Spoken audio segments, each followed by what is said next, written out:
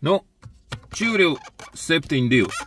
Vienmēr sakot, reāli gribu pasūdzēties subscriberiem, pastāstīt, kāda tie auto pārdevēji, tomēr es gribētu lietot vārdu, ka viņi ir, es gribētu lietot rupju vārdu. Vienmēr sakot, skaties kā ir. Ja tas auto pārdevējs ir profesionāls, tā teiksim, viņam tā attieksme pret to telefonu sarunu ir apmēram, kāpēc tu pimpi piezvanīji, ko tu uzdod te savus jautājumus, brauc vienkārši to mašīnu un pērc. Un tikko vienkārši tāds bija, man bija 15 minūšu gara saruna, kur, es piezvanu, un tur tā mašīna Jelgavā. Ja viņi būtu tepatās, es aizbrauktu apstīties. Bet es meklēju sīkajai mašīnu, sīkā liks tiesības, un vajag viņai sameklēt tā mašīnu attiecīgi. Un es te visādas par umbulām braukāju, visu kaut ko. Tad skatos noteiktus modeļus, skatos arī SK, un tagad noskatīju Mercedes CLK. 2004. gads, cena 3500, 1.8 benzīns, automāts. Viss būtu tā kā labi. Apskatos CSDD nobraukumu, tātad no 14. gada ir Latvijā. Tas nozīmē, ka varbūt varētu arī tā būt, ka viņa nav jāmetina vēl, varbūt varētu būt.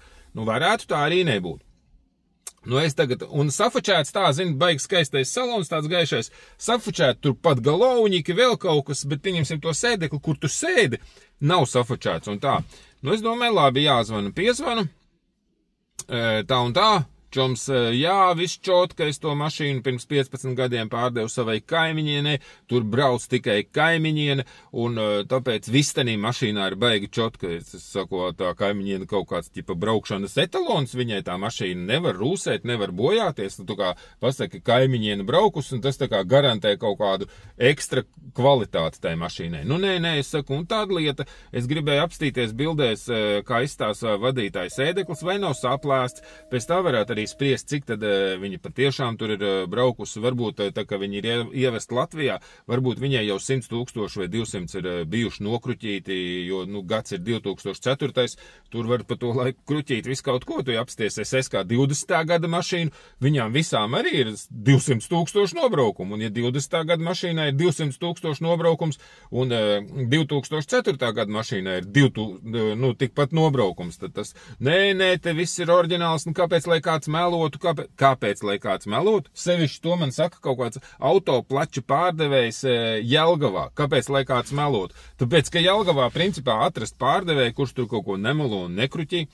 Es saku, labi, ja tā mašīna būtu tepat kaut kur blakus, es vienkārši aizbrauktu un viņš saka, es te negribu, man tu jau esi sastais, kas šodien zvana par šo mašīnu, visi ķipa baigi grib pirkt tādu mašīnu, jo, ja viņa būtu vēl labākā stāvoklī, viņa maksātu vēl dārgāk, es saku, redz, tad, ja tu sāc runāt kā cilvēks, tad acīm redzot, jo pirmīt es uzprasīju, vai tur nav kaut kādi burbulīši uz arkām, nē, nekas tāds nav bijis, un viss tur čotka un tā tālāk, kaut kādi bišķi punktiņi. Un runājam, viņš saka, jā, viens tur spārnis krāsots, jo tur bija rūsas burbulīši. Es saku, pagad, tad sanāk, tomēr bija tie rūsas burbulīši. Tad, ja jau uz spārniem ir burbulīši, tad jau apakšā ļoti iespējams, ka viss ir caurumos. Viņš saka, kur tu tādu mērsi sameklēs, kuram nav burbulīši uz spārniem? Redz, viņš jau, jo sākumā viņš saka, es te neko negribu runāt, nafik tu man vispār piezvanīji, vienkārši brauc un skaties. Es saku, tā situācija, tad baigais gabals. Viņš saka, nekāds gabals tur nav 35 minūtes, un tu jau esi te, un viss čot, kad, jo es jau gribu runāt tikai ar cilvēkiem, kuriem patiešām tā mašīna interesē. Es saku, pagaidi, vecīt, kā tu iedomājies? Es paņemu atšķiru SSku un vienkārši randomā kaut kam zvanu par mašīnu, kur man neinteresē. Piemēram, šķiru skatos, Lincoln Town Car, 3,5 benzīns manuāls. Davai piezvanīšu, man ķipa tādu mašīnu nevajag, bet es davai piezvanīšu, un tad zvanu un kaut ko tur runāju, nē, cilvēki jau zvana tikai par tām mašīnām, klienti, teiksim tā, kuras viņiem loģiski interesē. Neviens nezvana par mašīnu, kuru viņiem neinteresē. Līdz ar to, un tad sarunā loģiski, ka tas pircējs grib pēc iespējas vairāk uzzināt ne jau to, cik ir viss skaisti pat galauņiki. Viņš grib uzzināt patiešām, kādas tur varbūt problēmas ir bijušas vai nav atrisināts. Un te ir tas zīmīgais fakts, ka ja tu zvani privātam pārdevējam, nu, parastam, teiksim, šito mazu tu nu mans grib nopirkt, tad es tev, nu, kā parasts cilvēks, kas nevis, kuram ir placis ar 20 mašīnām, kuram ir uzdevums nopirkt lētu sūdu un iesmērēt viņu kādam. Un lai tas cilvēks pēc tam čakarējas ar to beigto galvas blīvi, maina motoru vai kārba, kad uzsils, tad sāk izslīdēt vai sitās, nu un tā tālāk. Lai viņš taisa kārbas remontu par 2500 eiro. Tās jau viņa problēmas, jo ko tad pats nepaskatījās, kā nākās, un tad nopirka, nu pats vainīgs. Redzējā savukārt, tad, kad pārdot privāts pārdevējs, tad viņš parasti visu, jā, mēs tur darījām to, nu tad mēs kārbu saremontējām, tad viņai gads garantija ir, nu tā, nu piemēram. Un tādas visādas lietas parasti izstāstā, līdz ar to privāts pārdevējs tādā ziņā ir, un arī tu viņam uzprasi, nu, ko tu teiksi par cēnu, vai ir iespējams kaut kāda, nu, vai tā cena stingri pēdējā, vai kā, un tad tas privātais pārdevējs, viņš saka, teiksim, jā, es pagaidām lētāk negribu pārdot, nu, skaidrs, vai arī viņš saka, nu, varbūt kaut ko, ja atbrauks, nu, tas skaidrs. A šitam es prasu, nu jā, nu un tur, un tā cena viņa ir tāda baigi stingrā, vai tur kaut ko vēl var runāt, vai ko. Viņš saka, kā es varu zināt, ko es tev kaut kāds te cenas teikšu, tev varbūt vispār pat naudas nav.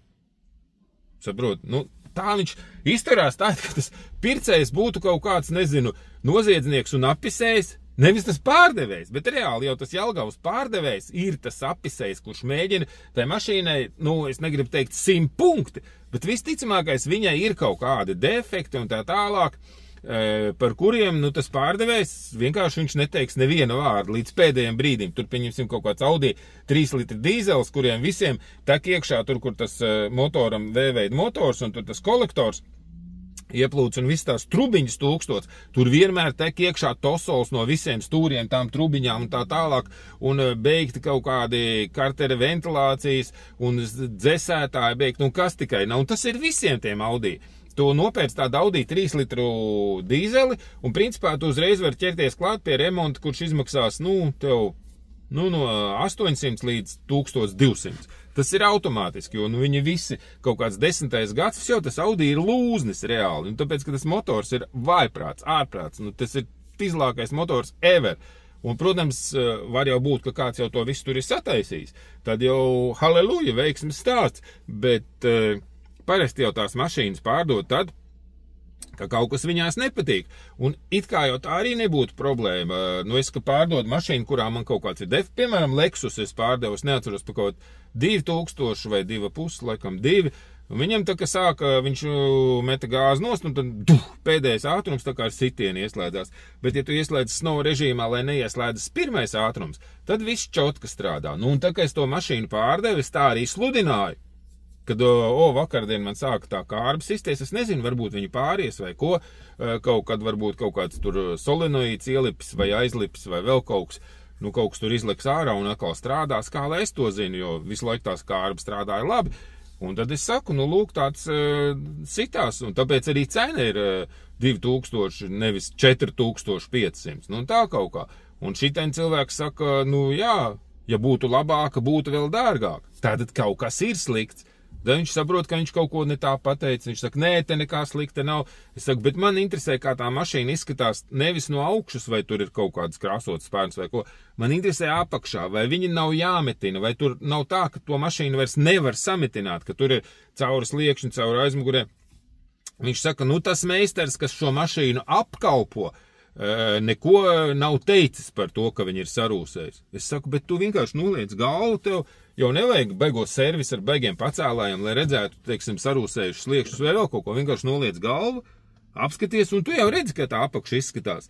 Iebakst ar pirkstu, ja pirksts iet cauri dzelzim, baleķim, tad vsjo, nu tad tur ir tas caurums, nu kaut kā tā.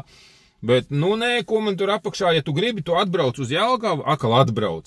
Un tad mēs sameklēsim tur servisu un mēs pacelsim tad augšā, ja pircējs ir nopietns.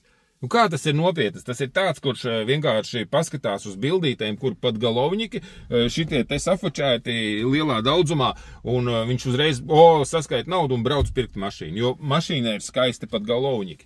Nu, droši vien tad šie te apisēji, kuri pārdod mašīnas, tādā veidā viņas arī pārdod, bet tas jau nav tā, ka tikai šis cilvēks ir tāds. Vairums no šiem te rumbulus plačiniekiem un visiem, viņi pa to telefonu, es nesaprotu, kāpēc viņi vispār liek sludinājums, ja, viņi negrib runāt.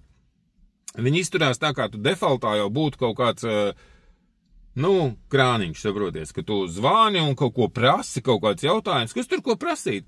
Brauc, skaties, ja tevi interesē, nauda ir, kaut kā tā, līdz ar to reāli šitais izbesīja 15 minūtes ar viņu runājumu, beigās es saku, kāpēc tu tā izturies, it kā tev taču reāli, pircēji zvana, ne jau kaut kādi tur kas vienkārši tev grib padirsināt, aiz neko darīt. Viņa atver SSku, sameklē kaut kādu defaulto mašīnu un dirsina pārdevēju. Vispārībā, starp citu, varbūt, ka vajadzētu nofilmēt kaut kādu šādu un visiem pēc kārtas vienkārši zvanīties tāpēc, lai viņus padirsinātu. Kāda mašīna? Cik nobraukums?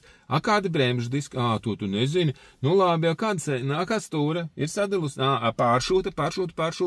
Nevari saprast, tad jau ir pāršūta, ja? Un tā tālāk, blablabla, visādi varētu. Tas būtu tāds kontents. Mums vajag šitā safilmēt. Zvanīt visiem šitiem pideresiem, appisējiem, kuri pārdod kaut kādu vecu lūzni. Kurš ir, nojāts kaut ko tosolu ēd, eļu ēd, pil kaut kur tosols aiz motora aizmugurē, neviens nevar sameklēt, kur pil tosols. Bet tagad tu izbrauc testa braucienu, kas ir 2 kilometri, tad jau tas tosols nepaspēja izticēt tukšs. Tu atbrauc mājās uz Rīgu un skaties, bačukā tosola nav. Kur zūd, skaties peļķu zemē. Kur zūd, kaut kur aizmugurē aiz motora. Jāceļ motors ārā, lai novērstu defektu. Piemēram, tu saproti, visādi var būt. Jo tie cilvēki, kas šitādi autoplačus uztur, viņi 100 punkti, visi ir appisēji. Viņi tirgo mašīnas, kuri citi ir nodevuši viņiem vai pārdevuši ar kaut kādiem defektiem, visticamākais. Praktiski neviena no tām mašīnām nav tāda, ka cilvēks atdod kaut kādā šitanī dārstiem placī, atdod mašīnu, kur galīgi laba.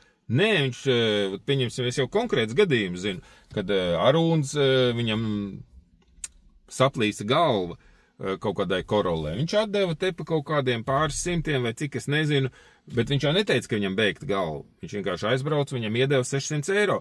Nākošā dienā tā mašīna seskā pa 1500 eiro. Tātad Arūns nepateica, ka beigta galva.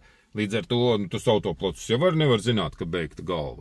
Pārdo kādam cilvēkam. Tas gala pircējs ir tas, kurš ieberžās ar to mašīnu uz motoru mājiņu. Tā kaut kā, un tāds vairums tur tās mašīnas ir kaut kādiem jau, tur jāliek tagad 2 štukas iekšā. Atdosim labāk tur kaut kādam bajam. Tā. Un tad tas bajs tev saka, ko tu te zvanies, brauc un skaties, mašīna ir ļoti laba, patiešām, te taču paskaties kāds kabinets, kāds salons, paskaties kādi pat galovņiki, kas tad te var būt slikts? Nauda ir vispār, iedosim līzingu, brauc tik šurp, nopirksi līzingā. Tā kā, karoči pideres, jā. Tāds mans doms. Peace!